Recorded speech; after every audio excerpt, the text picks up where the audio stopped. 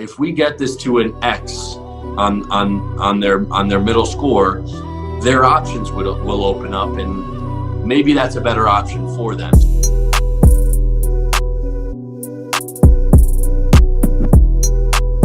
A lot of the times, I look at credit every day. I don't claim to be a credit expert. I'm sure there's people who know more about credit than I do. However, I like to think I know a decent amount. You know, if I'm helping 10 families a month, that's just 10 families that I'm helping. That means I had to look at 30 credit reports or 40 or 50 credit reports that month to make that happen. So I like to think I know what I'm talking about when it comes to credit. There's definitely creative things that you can do in credit. There are reputable credit repair companies that know what they're doing and actually accomplish the things that they say they're gonna accomplish.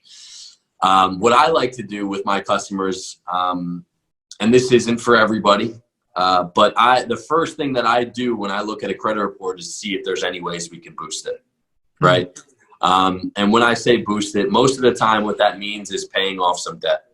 So where's my money best spent?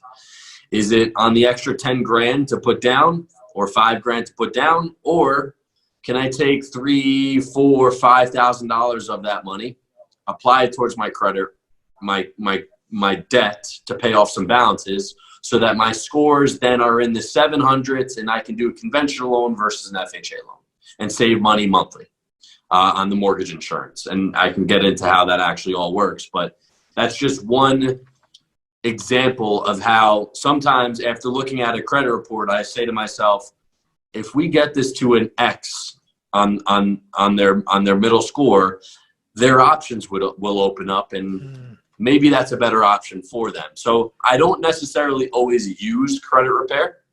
Sometimes it's as easy as paying down a balance to get another 50 points on your score. So I'm so glad you said that, and I want to let you finish. I don't want to cut you off. Finish that. Yeah, So I'm so glad you brought that up, because earlier you opened up the episode and you started, talking about FHA and conventional, and you mentioned 580 versus 620, and you also mentioned, so this is interesting. Let's bring this together, because you talked about how you don't want to necessarily save $200 when you're waiting 2 years, but now we're also talking about, okay, again, opportunity cost. Where is your money best well spent? Yes. So you're saying, Eric, if I understand correctly, that you're better off sometimes taking that money, paying off whatever that big, lowering your debt to income ratio, right? Is it lowering or increasing? Lowering your debt to income ratio, so that you can then jump into a score that on the long term, on a 15 or 30-year loan, is going to save you tons of money. Is that what you're saying? Right. I don't want to put words in your mouth. Correct. Thank you for watching another video brought to you by my team at Invested Talent. If you're looking to amplify your message and repurpose your podcast content for your brand, make sure you text me personally at 678-679-5613. Text me repurpose at 678-679-5613, and we'll be sure to send a few gems your way so that you can help amplify your message and repurpose podcasts for your brand. We'll see you on the other side. I'll be looking.